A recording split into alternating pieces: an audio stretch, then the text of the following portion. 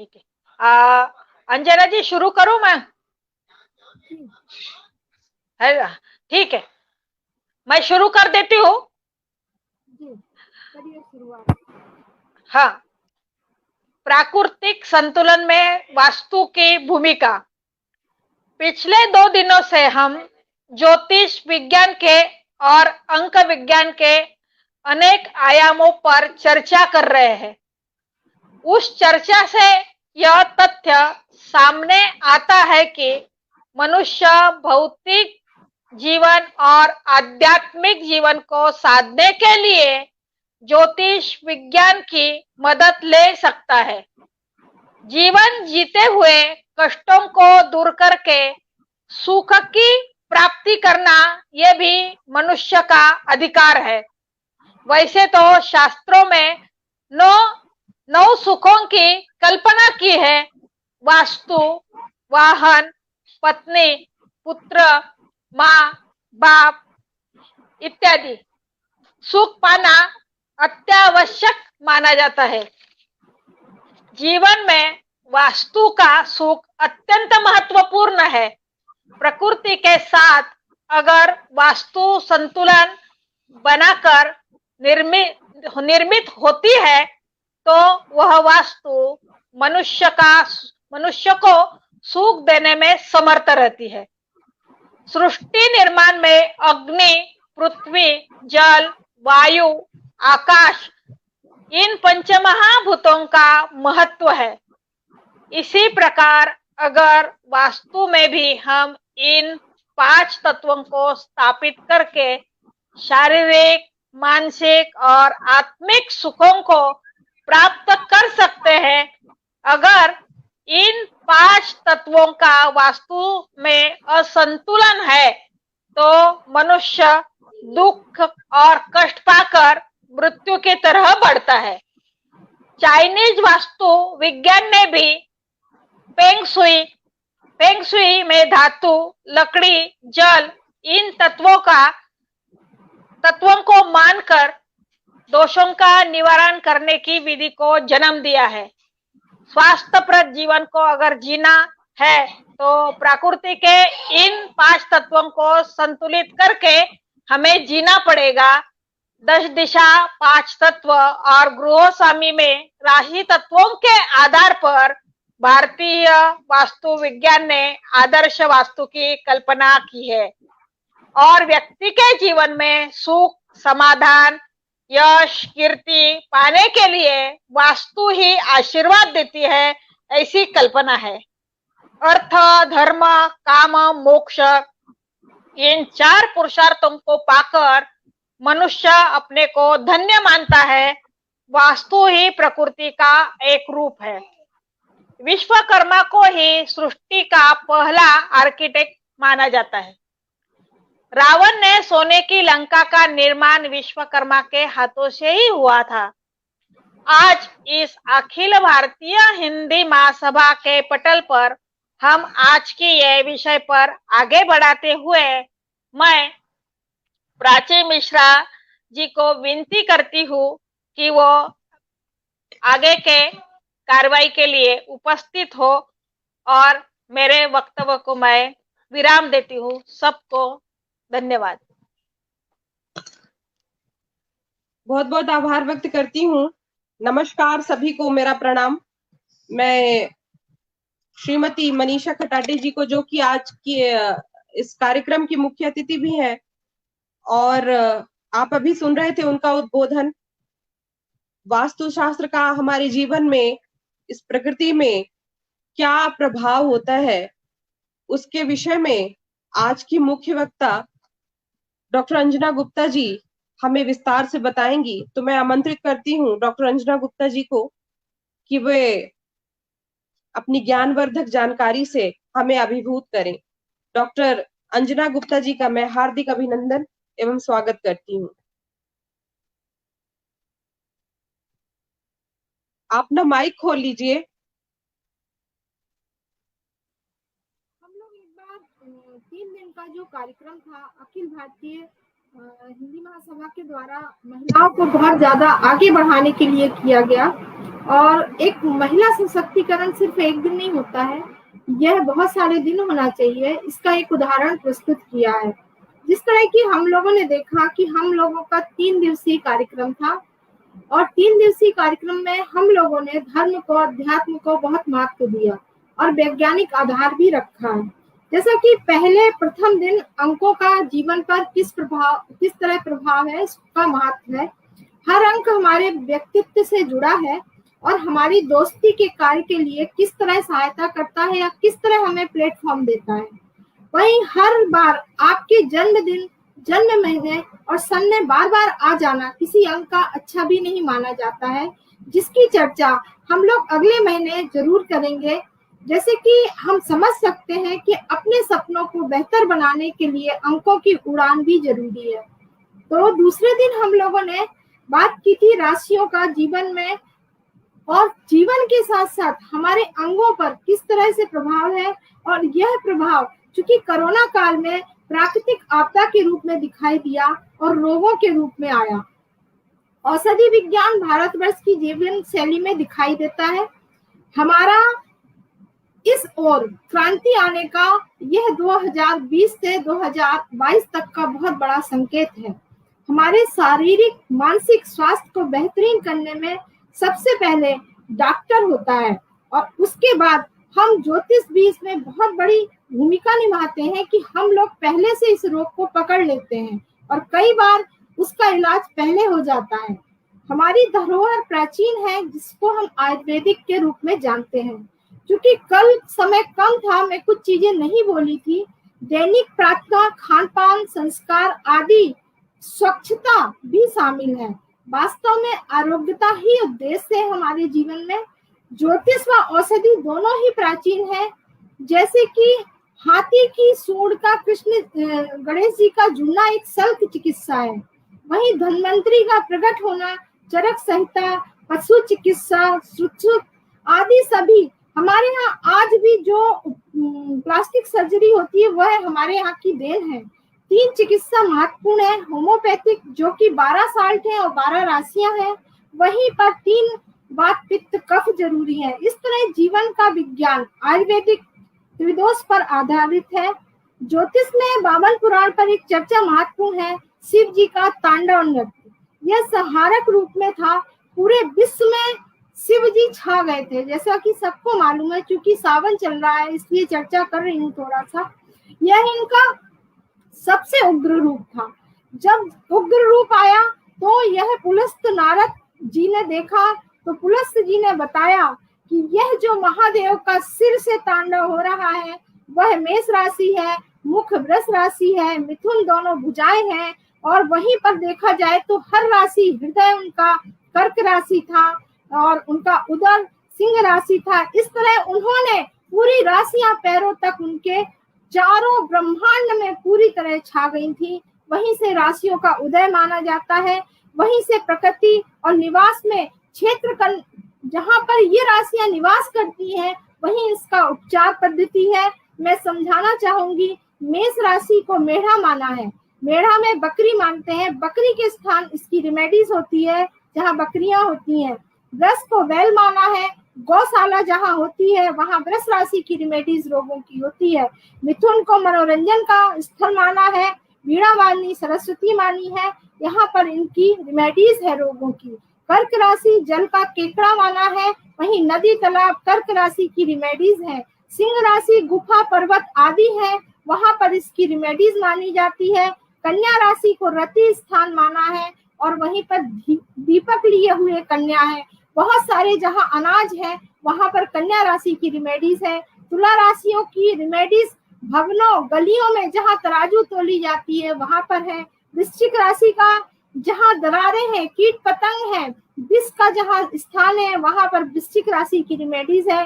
धनु राशियों की रेमेडीज हाथियों, अश्वों, घोड़ों और रथों के कहीं ना कहीं स्थान पर छिपी है। मकर राशि क्या नदी में विचरण मगरमच्छ का होता है। इसके कारण समुद्र ही सबसे अच्छी रेमेडीज है, जो भी समुद्र से सामान निकलता है।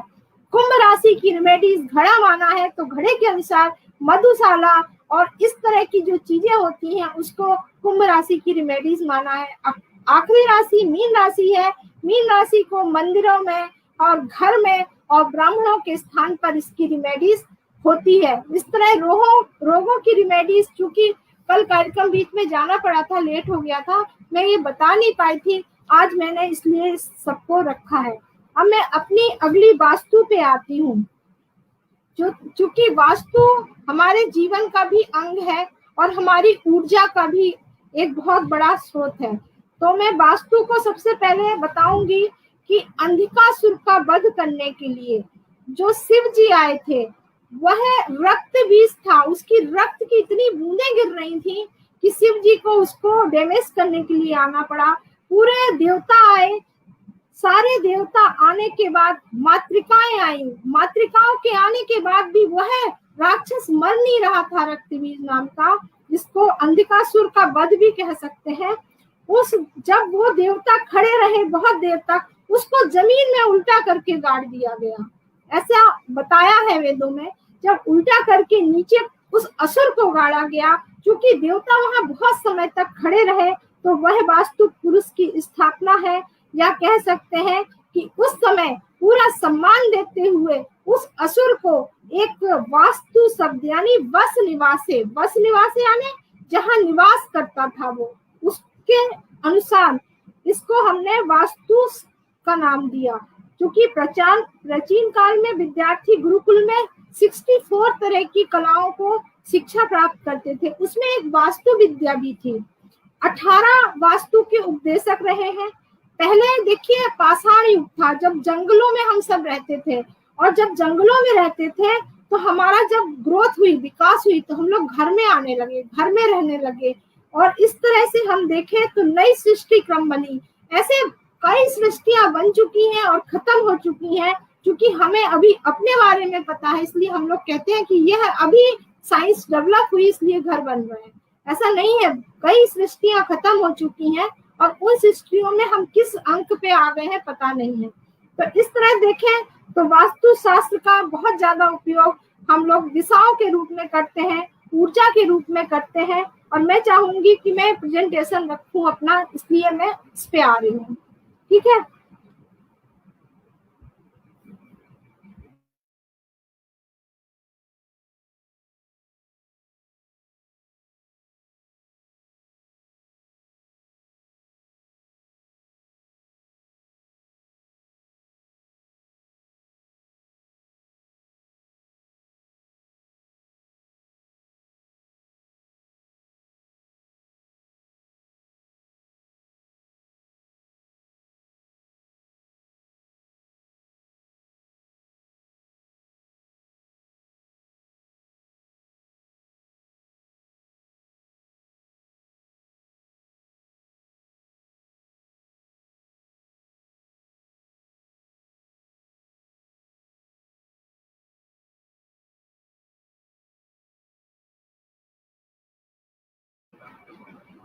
मैं इसी को वास्तु और ऊर्जा के संतुलन को बताने वाली हूँ। मेरी आवाज आ रही ना? हेलो, मेरी आवाज आ रही और दिखाई दे रहा है? जी जी ठीक है। मैं वास्तु और ऊर्जा के संतुलन को समझाने की कोशिश कर रही हूँ। विभिन्न ऊर्जा चक्रों का एक इकट्ठा रूप है, ऐसा समझना चाहिए। और एक एक देवता एक एक ऊर्जा चक्र को बताते हैं।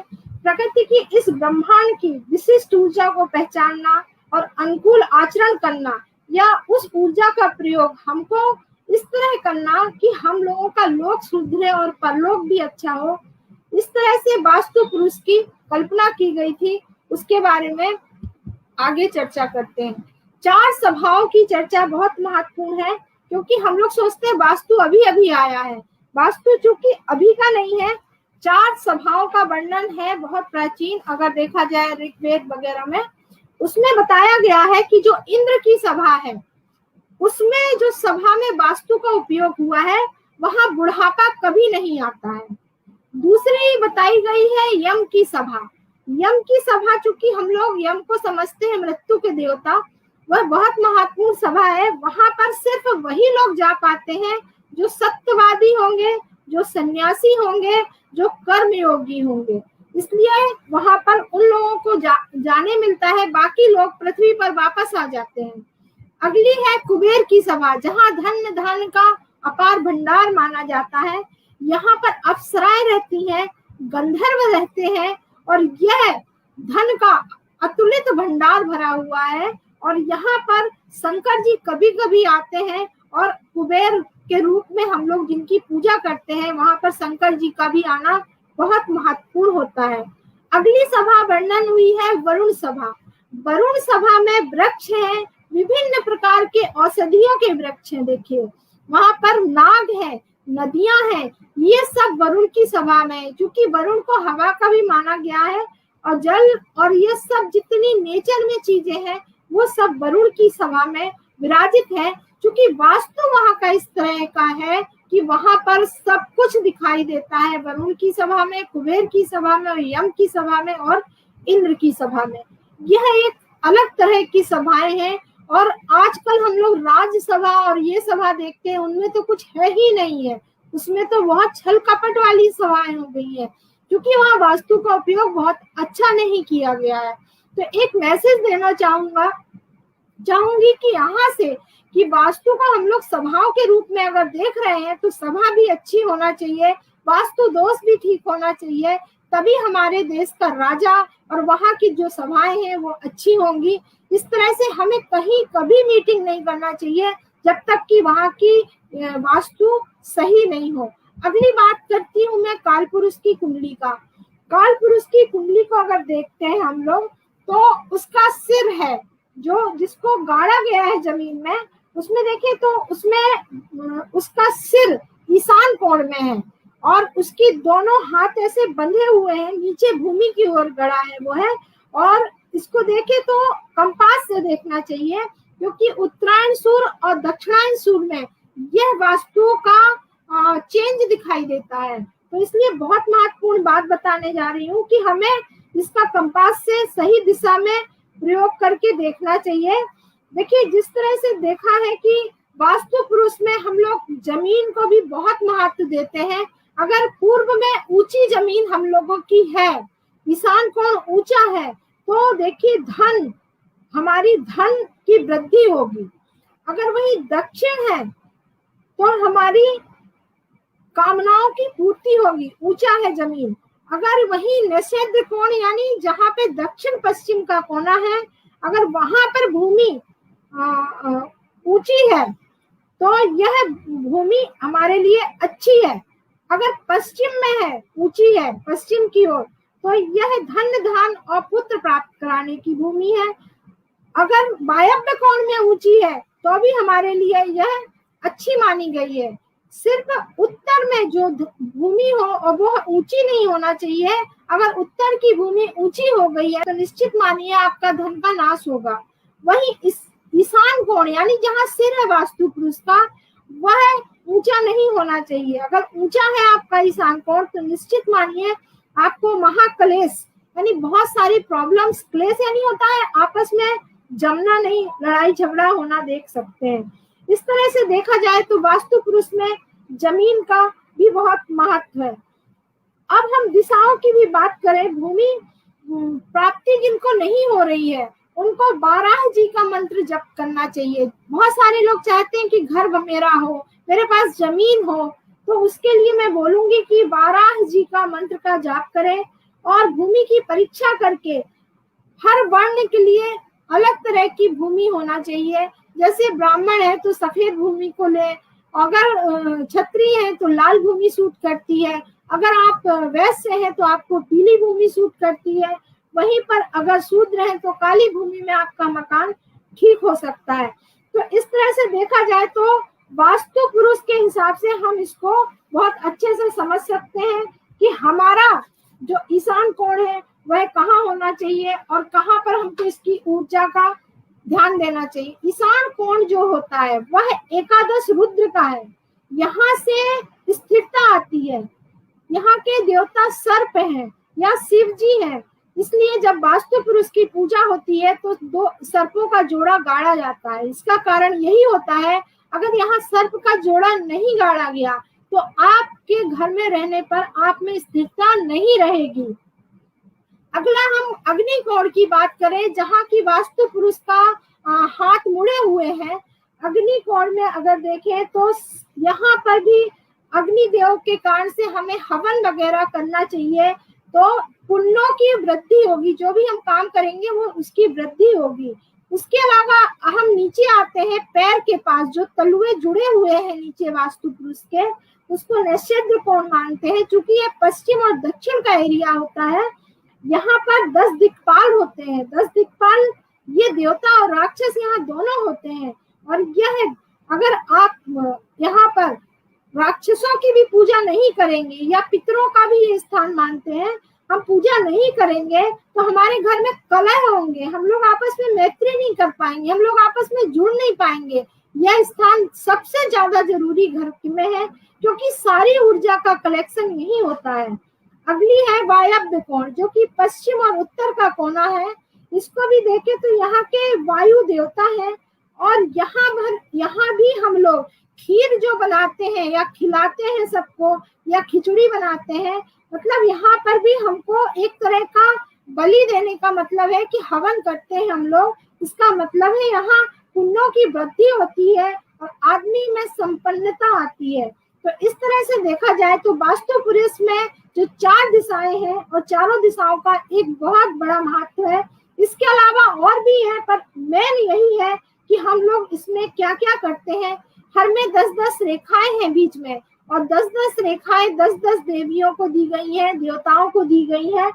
यह एक तरह से वास्तु पुरुष का बहुत बड़ा वो बना सकते हैं, कह सकते हैं कि स्थान है। अगली बात करते हैं हम,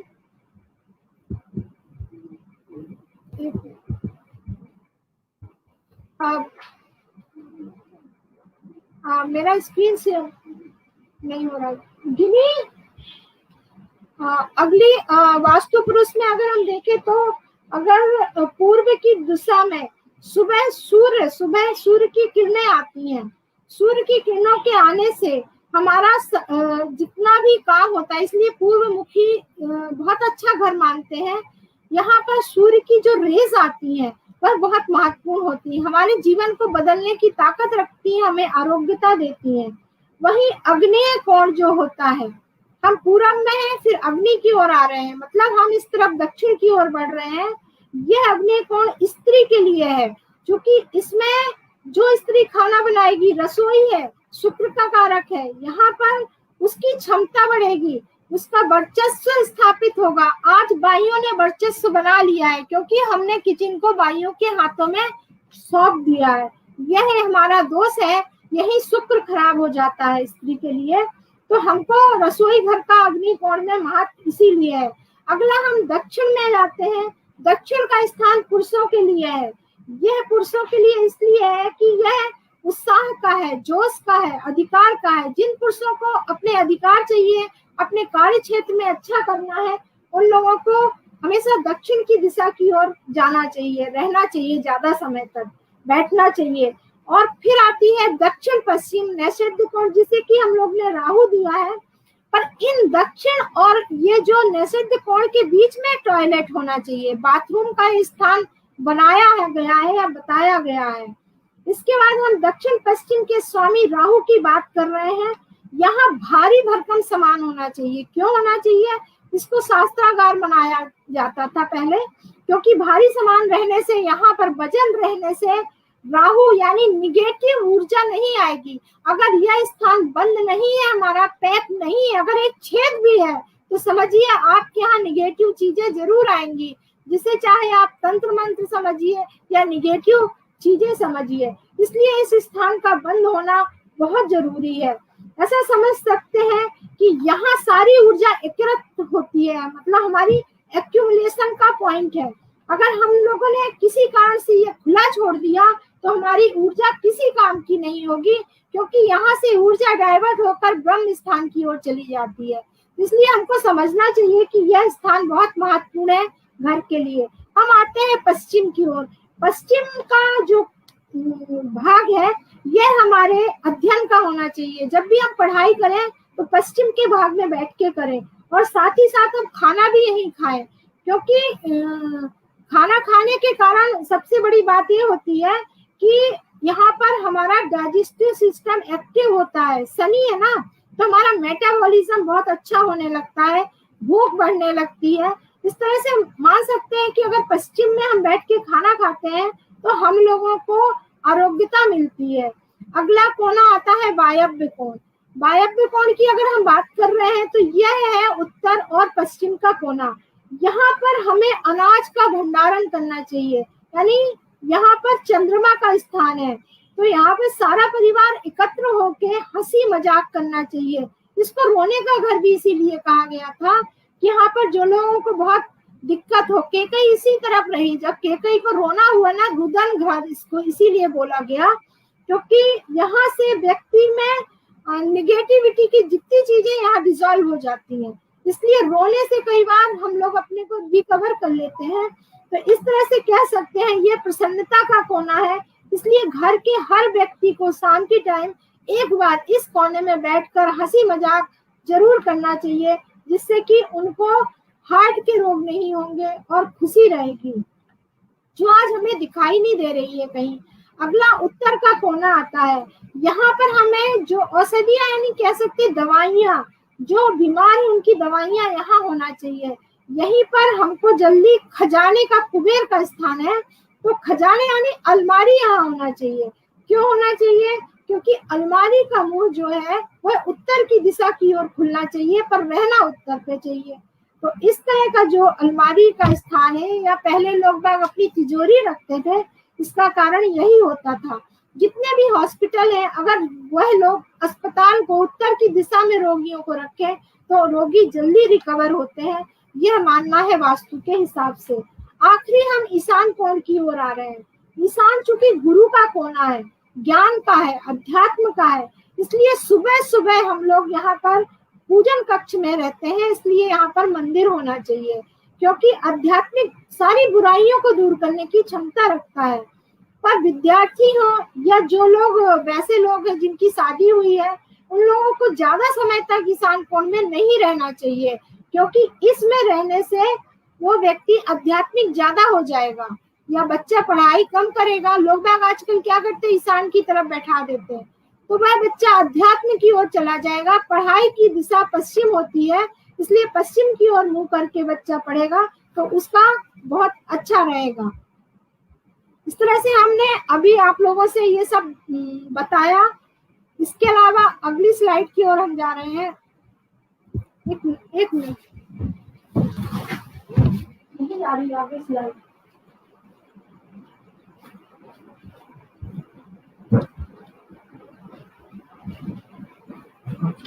अगली स्लाइड में हम पंच तत्वों की या पंच महाभूत की बात करते हैं। साथ ही साथ हम काल पुरुष की कुंडली को देखें तो ये हमारे शरीर के स्थान को भी बताता है। इसके बारे में ज्यादा चर्चा नहीं करूंगी। पूर्व की दिशा में जिस तरह की मेष राशि से देखा था हमने, उसी तरह का ये काल पुरुष की कुंडली है। तो यह सब जो शिव जी की बात हुई थी वो इसी से जुड़ी हुई है। अगली बात के रूप में हम रखना चाहेंगे कि 5 तत्व क्यों जरूरी है।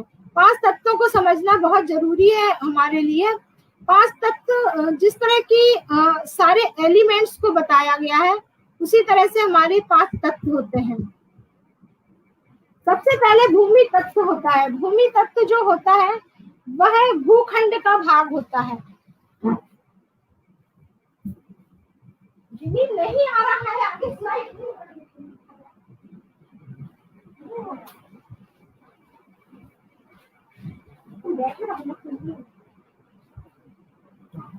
इसमें देखा जाए तो 5 तत्व में हमारा जो सबसे महत्वपूर्ण होता है भूमि तत्व, यह भूखंड की बात करता है।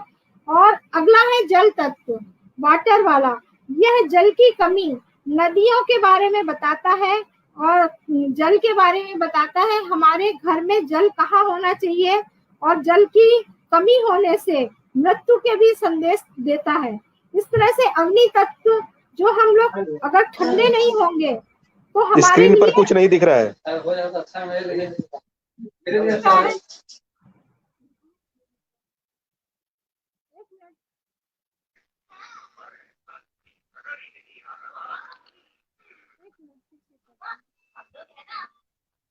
तत्व में जो होता है वो ठंडा ना होने का वो होता है। अगर हम लोग हर समय अग्नि तत्व में नहीं रहने के लिए अगर बाध्य है या ऊर्जा नहीं चाहिए है तो हम लोग ठंडे स्थान में जाएंगे। बस अब दिख रहा है? नहीं दिख रहा है, नहीं दिख रहा है, स्क्रीन पे नहीं आ रहा है कोई। अंजना जी स्क्रीन आपकी शेयर नहीं हो पा रही है शायद। हाँ देखिए हो तो।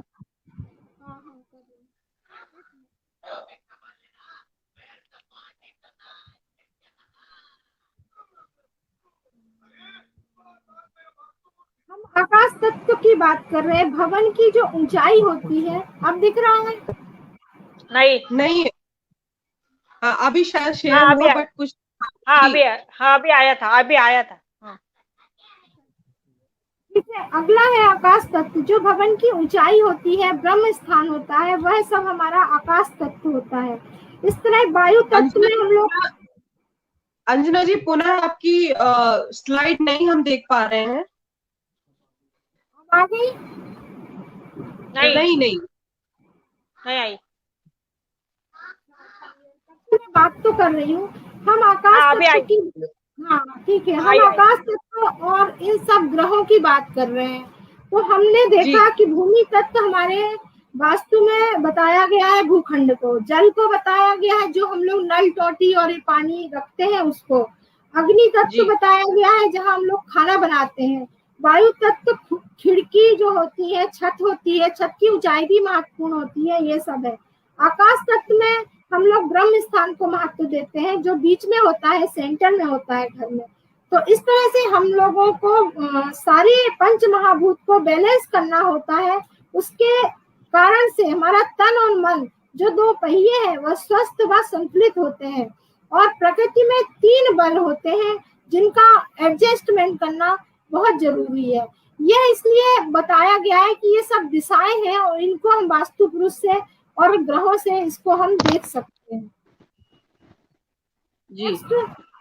हम बात कर रहे हैं पृथ्वी के जो हमारा वास्तु पुरुष है उसके जो कोण है वहां पे ब्रह्मा का बीच का स्थान है। और इस तरह से हम इसमें बहुत सारी चीजें हैं जिसको मैं ज्योतिष हिसाब से या वास्तु के हिसाब से हम लोग देखते हैं। उसमें उत्तर कुबेर बताया गया है। इस तरह से यहाँ के जो देवता हैं उनको हमने इंडिकेट्स किया है, जो कि हम लोग बहुत डीप में नहीं जाना चाहते हैं, इसलिए हम अगली स्लाइड के हैं। वास्तु पुरुष का जो मर्म स्थान है उसको समझना बहुत जरूरी है वास्तु में। अगर उसका मर्म स्थान में हमने कोई चीज गड़बड़ रख दी है या वहां पर ज्यादा कंस्ट्रक्शन हो गया है तो बहुत दिक्कत होती है, इसको समझना बहुत जरूरी है। सबसे पहले है ईशान कोण, जहाँ की वास्तु पुरुष का सिर होता है। अगर सिर में हमने कोई ज्यादा भारी सामान या लोहे का सामान लगवा दिया या कोई गेट रख दिया तो निश्चित मानिए कि वास्तु पुरुष का सिर डैमेज हो गया। अगर सिर डैमेज हो गया तो समझिए जो मालिक है जिसके नाम से घर है उसका मृत्यु का योग बना दिया। इसलिए हमें बहुत ध्यान रखना है कि दिमाग में ऐसी कोई चीज, जैसे लोग बाग लैट्रिन बाथरूम भी बनवाते हैं, वहां भी ये बहुत खराब स्थिति बना देता है। इसलिए हमें मर्म स्थान को समझना बहुत जरूरी होता है। अगला होता है ब्रह्मा का स्थान, जो बीच में होता है, ब्रह्म स्थान होता है, उसको समझने की बहुत जरूरत होती है। ब्रह्म स्थान के कारण से हमारा जो आगे चीजें होती हैं वो बहुत डिस्टर्ब हो जाती हैं। तो जो मर्म स्थान है, जो बीच का स्थान है, यहाँ पे अगर एक दीवार भी है ना तो आप समझिए आप कितने भी अच्छे काम करेंगे और अपयश मिलेगा और हो सकता है आपके पूरे घर के लोग बीमार रहे, क्योंकि ईशान कोण की एनर्जी यहाँ निषिद्ध कोण में जाके वापस लौट के सेंटर में आ जाती है। आप समझ चुके होंगे ईशान कोण से एक ब्रह्मांड से ऊर्जा आ रही है सूर्य की, और वह ऊर्जा सीधे पहले जाएगी निषिद्ध कोण में जहाँ राहु है, यानी पश्चिम और दक्षिण के कोने में जाके रुकेगी। अगर वहां छेद है तो वह ऊर्जा निकल जाएगी, या वहां बंद नहीं है तो भी निकल जाएगी। इसलिए वो वापस जाने के लिए वहां पैक करना पड़ता है, वापस वो ब्रह्म स्थान में आएगी। और ब्रह्म स्थान अगर वहां पे कोई ऐसी बजनी चीज है तो वो ऊर्जा वहां तक जाएगी नहीं। और इसलिए आंगन बनाया जाता था पहले बीच में कि यह ऊर्जा वहां पे आ जाए और घर में चारों तरफ चली जाए, जो कि आज हम लोग को दिखाई नहीं देता है। इसी तरह से अगर देखा जाए तो वास्तु पुरुष का जो स्थल होते हैं दो, वहाँ बहुत मर्म स्थान है, वहां भी बहुत ध्यान देना चाहिए। कोई बजनी चीज वहां पे नहीं होना चाहिए, वह भी एक बहुत बड़ा कारण बनता है। इसी के हिसाब से वास्तु पुरुष की गुदा मानते हैं, जहाँ पे हमने बताया था निषिद्ध कोण, वह गुदा का स्थान है। वहां पर भी कोई बजनी चीज मतलब नुकीली चीज, कुछ ऐसी चीजें नहीं होना चाहिए जिससे कि ऊर्जा का चक्र बिगड़ जाए। इस तरह से हमने देखा है कि हर जगह पे पृथ्वी के 3 बल बहुत महत्वपूर्ण होते हैं। पृथ्वी के गुरुत्वाकर्षण, चुंबकीय और सौर ऊर्जा। अब मैं ऊर्जा की बात पे आ गई हूँ। 3 बल कौन से हैं जो मैंने यहाँ पे दिखाए हैं। अगर मान लीजिए आपके घर का गुरुत्वाकर्षण, ग्रेविटी फोर्स अच्छा नहीं है, आप एक फोटो में देख रहे हैं ना कि ग्रेविटेशनल आप सीधे हैं और एक में देख रहे हैं आप तिरछे हैं, तो मानिए कि आपका अगर गुरुत्वाकर्षण वाला जो चीजें खराब हो गई हैं, यानी आपके घर में ग्रेविटी नहीं है, उसको अगर आप सही ढंग से उपयोग नहीं कर पा रहे हैं, या आपके घर में गुरु तत्व तो अच्छा नहीं है, तो निश्चित मानिए आप जहां भी रहते हैं वहां पर आपका बिगड़ा हुआ हो रहा हो जाएगा, आप वहां पर अच्छे से कुछ कर नहीं पाएंगे। इसलिए माना जाता है कि हमको अपना यह गुरुत्वाकर्षण को ठीक रखना चाहिए। आप कहें तो मैं बताऊं इसके बारे में, थोड़ा सा चर्चा करते हैं। देखिए, जब हम ब्रह्मांड की ऊर्जा पे जाते हैं, ठीक है ना, ऊर्जा अपना वो नहीं बदलती है, रूप बदल देती है, ऐसा समझिए। हमारी जो शक्ति है, पावर है, वो फैक्ट्री है हमारे अंदर, वह फैक्ट्री हमारे घर में भी होना चाहिए। तो हम समझ सकते हैं कि जब हम लोग कोई काम करते हैं तो हम कितने स्थान में स्थायित्व लिए हुए हैं, ऐसा समझ सकते हैं। तो हमारा ग्रेविटी फोर्स और जो पृथ्वी का चुंबकीय क्षेत्र होता है, मैग्नेटिक फील्ड होता है, इसलिए बोलते हैं कि दक्षिण में पैर करके नहीं सोना चाहिए, इसी कारण से, क्योंकि यह जो मैग्नेटिक फील्ड है और जो यह गुरुत्वाकर्षण है पृथ्वी का, वह है। और तीसरा होता है ब्रह्मांड से आने वाली ऊर्जा, सौर ऊर्जा, जिसे हम लोग भूतापीय ऊर्जा भी बोलते हैं। यह तीनों का एक अच्छा बैलेंस अगर नहीं है, मतलब व्यक्ति के पास बायो इलेक्ट्रिक मैग्नेटिक फील्ड पढ़ लेगा तो उसे यह सब समझ में आ जाएगी। तो इसका मतलब है सूर्य से ऊर्जा आई, भूतापीय आई, उसके बाद वह कहाँ चली गई, आपकी भूतापीय ऊर्जा आई और ईशान कोण में चली गई। ईशान कोण से पृथ्वी की ऊर्जा, चुंबकीय क्षेत्र एक्टिव हो गया। अब चुंबकीय क्षेत्र जब एक्टिव हो गया तो वह गुरुत्वाकर्षण के रूप में वापस होके सेंटर पॉइंट में आ गया। समझ गए आप?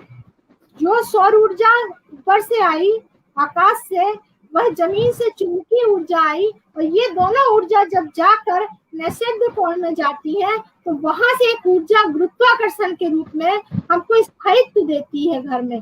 इस तरह से हम तीनों ऊर्जाओं का अगर कहीं बैलेंस नहीं कर पाते हैं तो समझ लीजिए कि आपको गुस्सा आने लगेगा, आप आक्रामक हो जाएंगे, आप में बहुत सारे डिसबैलेंस हो जाएंगे। डिसबैलेंस मतलब जो मैंने सेकंड फोटो डाली है वो इसलिए डाली है, आप इस तरह के स्थिर हो जाएंगे अगर आप सही कर पाएंगे तब। इसलिए तीनों ऊर्जाओं को वास्तु में बहुत महत्वपूर्ण स्थान दिया है। अगर हम इन 3 ऊर्जाओं को नहीं समझ सकते हैं तो हम लोग अपने घर का वास्तु कितना भी खुलवा ले कुछ नहीं होगा। इसलिए हमें बहुत जरूरी है कि इन 3 ऊर्जाओं को समझना बहुत जरूरी है। जैसा कि अभी आपने इसमें देख रही है, इस फोटो में देखिए, सूर्योदय के समय छाया कहाँ है और सूर्यास्त के समय कहाँ है। इस तरह से एक ग्रेविटेशनल फोर्स टाइप का एक बन जाता है। इस तरह से देखें तो हमारे अंदर ऊर्जा का इस तरह से एक बहुत अच्छा पॉजिटिव साइन आता है, जो कि हमारे वास्तु के लिए बहुत महत्वपूर्ण होता है। अगली चर्चा हम कर रहे हैं वास्तु योजना की और दिशाओं की, कि हमें कहाँ पर क्या रखना चाहिए। ये बहुत महत्वपूर्ण है कि हम लोगों को किस दिशा में क्या चीज रखना चाहिए। अगर हम लोग फैक्ट्री की बात कर रहे हैं तो अलग होगा, अगर हम किसी कार्यालय की बात कर रहे हैं तो अलग होगा, अगर हम किसी स्कूल की बात कर रहे हैं तो वहाँ वास्तु अलग होगी, अगर हम मंदिर की बात कर रहे हैं तो वहाँ का वास्तु अलग होगा। क्यों होगा? मंदिर का हो रहा राउंड सर्किल में होना चाहिए, इसलिए गुम्बद होती है। अगर आप घर में इसका उपयोग कर रहे हैं तो आपके लिए सही नहीं है, क्योंकि वहाँ ऊर्जा रुकती नहीं है, वहाँ गोल गोल घूमती है ऊर्जा, और ऊर्जा का लेवल बढ़ता जाता है। आप घर में गोल गोल बनवा लेंगे, आप परेशान होते रहेंगे। इसलिए वास्तु को समझना और उसके जो स्ट्रक्चर को समझना बहुत जरूरी है। आज इसमें बहुत ज्यादा गड़बड़ हो चुकी है। जैसे हम पूरब की ओर है, और पूरब में जब हमको सुबह उठ के पूजा पाठ करते हैं और हम लोग सारे काम करते हैं तो हमारा आध्यात्मिक बल अच्छा होता है। अगर किसी तरह से ब्रह्म स्थान या यह स्थान खुला नहीं है तो आप तुलसी या केले के पेड़ को लगा के एक वहां पर पूजा या प्रार्थना कर सकते हैं, क्योंकि लोग बाग आजकल यहाँ बगीचा रखते हैं या कार्यालय में लोग बाग खुला रखते हैं। तो इस तरह से इस स्थान को हम पॉजिटिव कर सकते हैं। अगली बात करते हैं अग्नि कोण की। अग्नि कोण में मन अशांत होगा। हमारा जब मन अशांत होगा, बार बार हम अग्नि कोण की ओर रहेंगे तो हमारी बीमारियां बढ़ेंगी। इस तरह से असामयिक जो मृत्यु का कारक बनता है, अग्नि कोण में अगर हम गलत चीजें रख देंगे या हम सोएंगे तो हमारे बहुत सारी बीमारियों की जड़ बन जाएगी, हमारा व्यवहार खराब हो जाएगा। इसलिए यहाँ पर हवन या भोग करने की प्रथा है, भोग लगाने की या खाना बनाने की। अगला है, हम लोग अगर स्नान करते हैं दक्षिण दिशा या नैऋत्य कोण में स्नान करते समय मुंह हमारा पूरब को होना चाहिए या उत्तर को होना चाहिए। अगर हम धोखे से भी दक्षिण की ओर मुंह करके नहाते हैं तो ये हमारे लिए बहुत गलत है, इसको हम लोगों को तुरंत रोकना चाहिए। इसलिए नहाते समय हमारी दिशा बहुत महत्वपूर्ण होना चाहिए। अगली है जल तत्व की। अगर हम बात कर रहे हैं, पांडवों ने कौरवों को हराने के लिए वास्तु का उपयोग किया था, जो राज में आपको बताने जा रही हूँ। क्या हुआ था, जब इनका वो बना था तो कौरवों के नाश के लिए ब्रह्म स्थान में उन्होंने जाकर जल की स्थापना करवाई थी चोरी से। तो जब जल की स्थापना ब्रह्म स्थान में हो गई थी तो कौरवों का पूरा वंश नाश हो गया था। इसलिए जलाशय की दिशा बहुत महत्वपूर्ण है दोस्तों। मध्य के कोणों पर यानी जलाशय नहीं होना चाहिए, अगर है तो ईशान कोण में हो तो ठीक है, पूर्व में है तो सही है। अग्नेय कोण में अगर आपका जल का है तो आपकी मृत्यु या किडनी से संबंधित प्रॉब्लम आएगी। अगर दक्षिण की ओर जल का आपने रखा हुआ है, नल वगैरह या टंकी रखी है, तो स्त्रियों के लिए बहुत खराब हो जाता है, स्त्रियों का नाश हो जाता है उस घर में। अगर नैऋत्य कोण है, राहु की दिशा है दक्षिण पश्चिम की, तो आपने अगर जल का स्थान रख लिया, आपके शत्रु रोज बनेंगे, आप परेशान हो जाएंगे, घर में भी बनेंगे, बाहर भी बनेंगे। अगर आपने पश्चिम की ओर जल का रखा है तब भी ठीक है। इसी तरह से अगर हम वायव्य कोण में जल का स्थान रखते हैं तो भी गड़बड़ है, इससे निर्धनता आती है, यानी पैसे एकदम खर्च होते जाएंगे, आप कहेंगे जाने कहाँ जा रहा है पैसा। तो यह भी वायव्य कोण यानी उत्तर और पश्चिम की दिशा है। सबसे बेस्ट फिर उत्तर की दिशा है। आप उत्तर की दिशा में अगर कर सकते हैं जल का तो करना चाहिए। इस तरह से हमारा बेसमेंट भी बहुत महत्वपूर्ण है। अगर हम बेसमेंट की बात कर रहे हैं तो हमें उत्तर या उत्तर पूर्व की ओर बेसमेंट रखना चाहिए, बाकी जगह नहीं रखना चाहिए। इस तरह से हमने आप लोगों को बहुत सारी चीजें बताई वास्तु के हिसाब से। ये एक बृहद विषय है जिसपे कि हम लोग और आगे भी चर्चा कर सकते हैं। तो हम लोग ऐसा समझ सकते हैं, पूर्व की दिशा में ऊर्जा है और पश्चिम की दिशा में ठंडक है।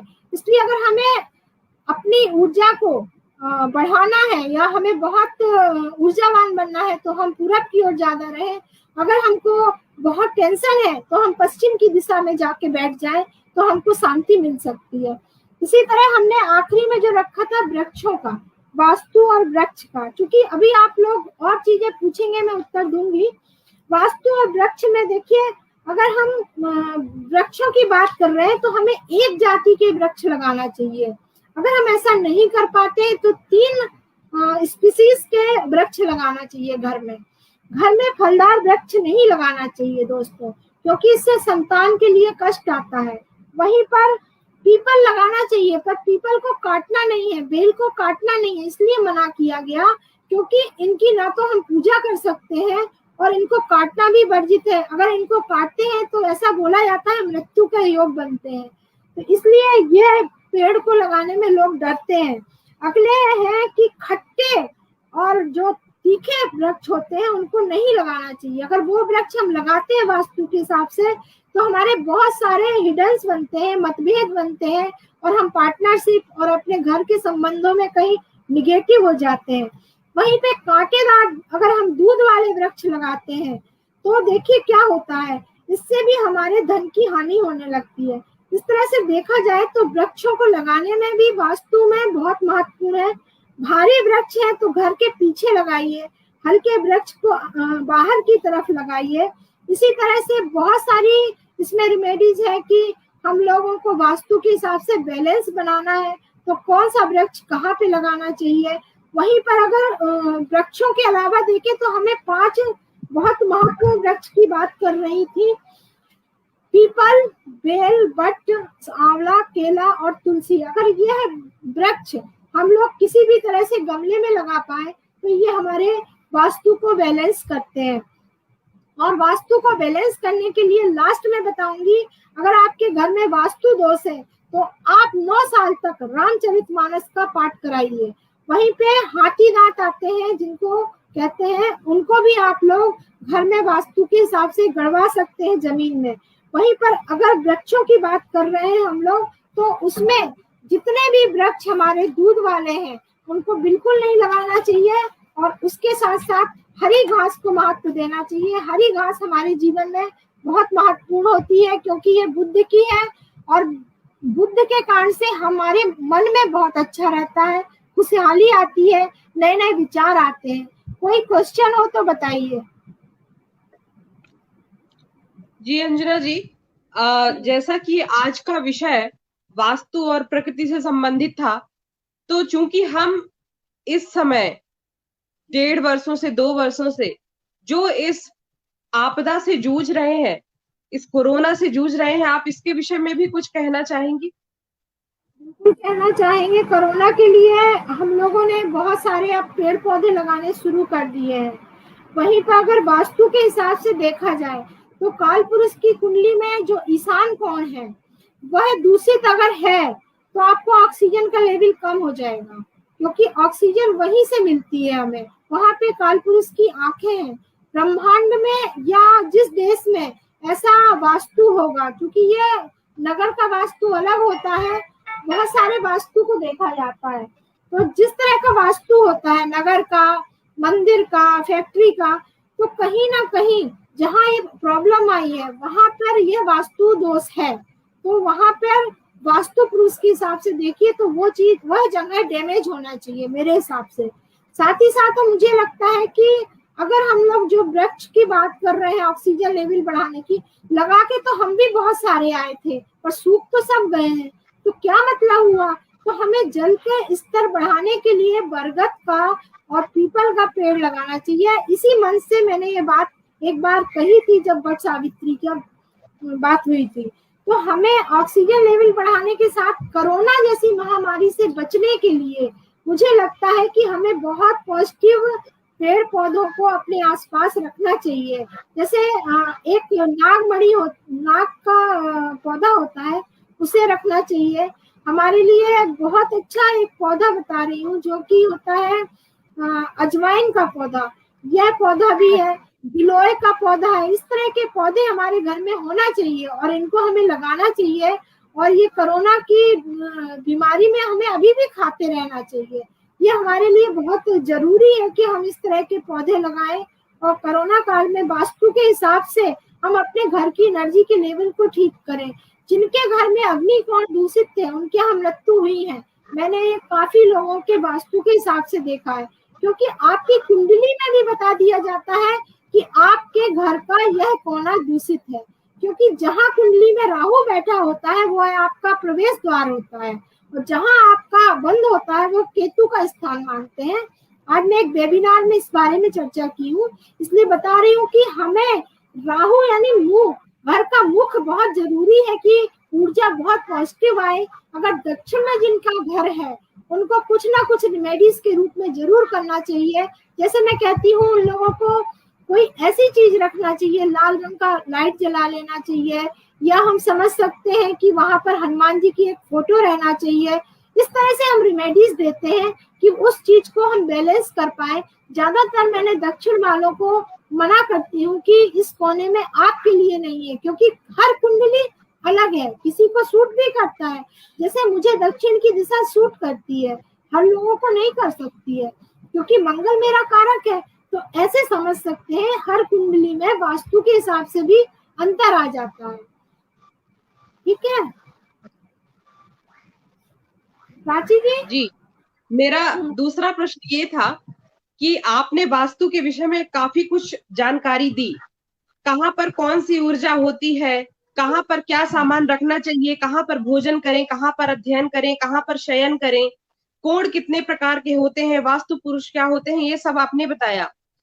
परंतु मेरा प्रश्न ये था कि पहले के जमाने में जब अपनी जमीन लेकर घर बनाया जाता था तो इसका विशेष ध्यान रखा जाता था, परंतु अब के जमाने में जबकि बने बनाए फ्लैट हम खरीदते हैं और बहुत लोगों को तो वास्तु और ये सब का ज्ञान नहीं होता है, तो अक्सर वो लोग कई तरह की परेशानियों समस्याओं से जूझ रहे होते हैं। तो ऐसे लोग जो लोग नया घर लेने वाले हैं उनके लिए आप क्या सलाह देना चाहेंगे? गमले में 5 पौधों की बात कर चुकी हूँ। हमें गमले में 5 पौधे लगा के रखना चाहिए, है ना।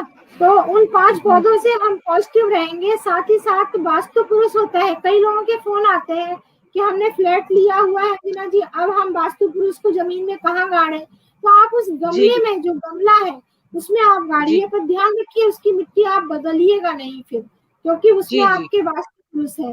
तो ऐसे हम लोग रेमेडीज कर सकते हैं। इसी तरह से जो बहुत बृहद विज्ञान है, कभी फ्लैट की चर्चा करेंगे।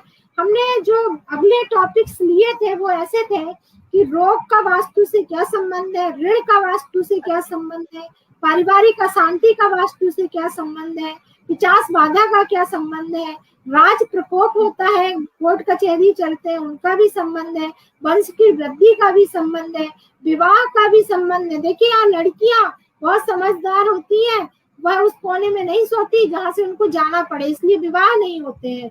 इसलिए लड़कियों को हमेशा वायव्य कोण में सोना चाहिए। मेहमान को भी हमें वायव्य कोण में रखना चाहिए, नहीं तो वो जाएगा ही नहीं। तो इस तरह से हम जो दिशा है पश्चिम की और उत्तर की, उसको बहुत सही ढंग से उपयोग करें। हम प्रदेश जाना चाहते तो भी ये दिशा है। इसी तरह से हम देखें कि हमें लीडरशिप करना है तो हम किस दिशा में बैठे रहें, किस दिशा में हम काम करें कि हमको लीडरशिप मिले। वहीं पे हमें लक्ष्मी चाहिए तो हम वास्तु में देखें कि हमें लक्ष्मी किस दिशा से मिलेगी। हम संतान हमारी सुनती नहीं है, कई बार हो रहा है आजकल, तो क्यों नहीं सुन रही, यह भी वास्तु है। और इस तरह से सारा वास्तु बहुत वास्ट है, बहुत बड़ा है। अगर आप कहिए तो मैं 1 घंटे बोल सकती हूँ, आप लोग अगर परमिशन दे तो मैं इन सारी चीजों को डिस्कस कर सकती हूँ, बाकी आप लोग की मर्जी। जी बहुत बहुत आभार अंजना जी। ये जो विषय है ये बहुत बृहद है और चूंकि ये बहुत रोचक विषय है, इसके बारे में जानकारी प्राप्त करना तो आवश्यक भी है और इसकी ओर जागरूक होना भी अति आवश्यक है। हम कितने भी मॉडर्न हो जाए लेकिन हम इन सब चीजों से मुंह नहीं मोड़ सकते हैं, क्योंकि जब हम बहुत सी परेशानियों को अपने तरह से सॉल्व करते हैं, जब हम उनको हल नहीं कर पाते हैं तो अंत में हम ज्योतिष का ही सहारा लेते हैं, वास्तु का ही सहारा लेते हैं। तो हम इससे मुंह नहीं मोड़ सकते हैं कि हम वास्तु या फिर हम ज्योतिष शास्त्र या फिर अंक विज्ञान इससे हम कहीं ना कहीं जुड़े नहीं हैं। मेरे इतने ही प्रश्न थे, यदि और कोई प्रश्न करना चाहते हो तो अन्यथा फिर हम दूसरे वक्ता की ओर बढ़ें।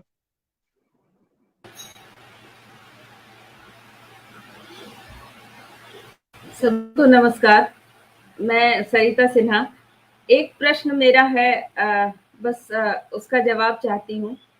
मेरा प्रश्न यह है कि आजकल तो लोग अपार्टमेंट में रह रहे हैं।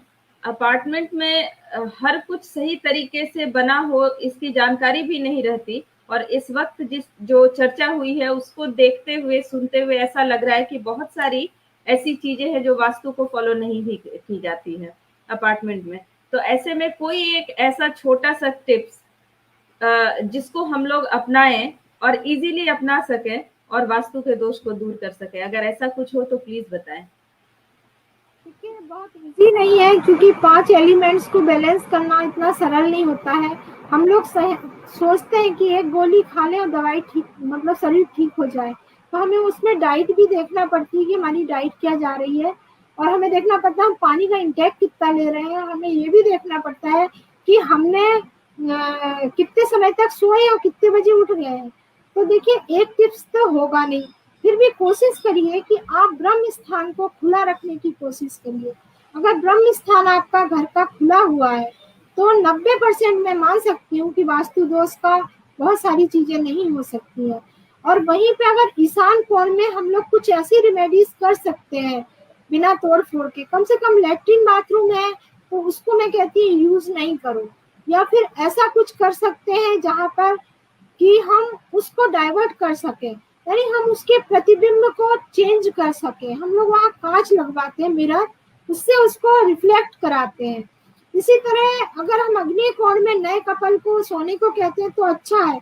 अगर हम बुढ़े लोगों को सुला देंगे तो वो तो नींद ही नहीं आएगी, और जब नींद नहीं आएगी तो वो वैसे ही बीमार हो जाएंगे। तो ऐसे हम समझ सकते हैं कि एक टिप्स में ब्रह्म स्थान खुला रखिए। तुलसी का पौधा आपके पास रहता है, वह आपके हाइड्रोजन गैस को निकालता है, उससे होरा चेंज होता है। और सबसे लास्ट में मैं कहना चाहूंगी कि अगर आप जो उनके देवता हैं उनको उस स्थान पे स्थापित कर देंगी जो उसमें है, तो निश्चित मानिए कि वह रेमेडीज आपके लिए कारगर हो जाएगी। जहाँ पितरों का स्थान है वहाँ पितरों की फोटो लगाइए आप, और जहाँ पर आपके जो ईशान कोण है अगर आप कुछ नहीं रख सकती हैं तो आप वहाँ पे सिर्फ एक तुलसी का पौधा लगा दीजिए। अगर आप वहाँ भी कुछ नहीं कर सकती हैं तो आप एक ऐसी फोटो लगाइए जो भगवान जी की हो। तो इस शंकर जी की विशेष रूप से जल तत्व है वहाँ पे, तो ऐसे हम लोग कुछ रेमेडीज कर सकते हैं। क्योंकि घर की जो रेमेडीज होती है हर घर की अलग होती है। मैंने बहुत सारे लोगों की अग्नि कोण में नाली रही है, उससे उनको बहुत बीमारियां थी। मैंने उनकी नाली को बोला है बंद नहीं हो सकती, हम क्या करें अंजना जी। तो फिर बड़ी प्रॉब्लम ये आती है हम लोगों को कि उसका ढक्कन बंद रखा जाता है कि अंदर से तो वो सप्लाई हो रही है पर ऊपर से उसको बंद किया जाए। आपका नल लगा है अग्नि कोण में तो आप उस नल को हो सके तो वहां से हटवा के आगे पीछे कर सकती है। अगर आपका गेट है अग्नि कोण में, बहुत बड़ी बात बता रही हूँ, जो भी व्यक्ति आएगा बहुत टेंशन में आएगा। मेरा अग्नि कोण में गेट है तो मेरे यहाँ जितने आते हैं ना सब टेंशन लेके आते हैं। तो देखिए, मैं अपने घर का इसलिए बता रही हूँ, मुझे पता है, ठीक है ना। तो मैं उसका एक गेट का एक पल्ला बंद रखती हूँ कि कम लोग आए टेंशन वाले, कुछ खुशी वाले लोग। आपका कार्य ही ऐसा है, आप डॉक्टर के पास मरीज तो टेंशन लेके जाएंगे ना, तो उसमें तो ये चिंता कि पूरे समय टेंशन वाले आए, कुछ खुशी देने वाले भी तो आए, तो एक पल्ला नहीं बंद कर दे। के पास परेशानियां लेकर ही जाएंगे। ज्योतिषाचार्य वास्तु सलाहकार के पास तो परेशानियां तकलीफ लेकर ही जाएंगे।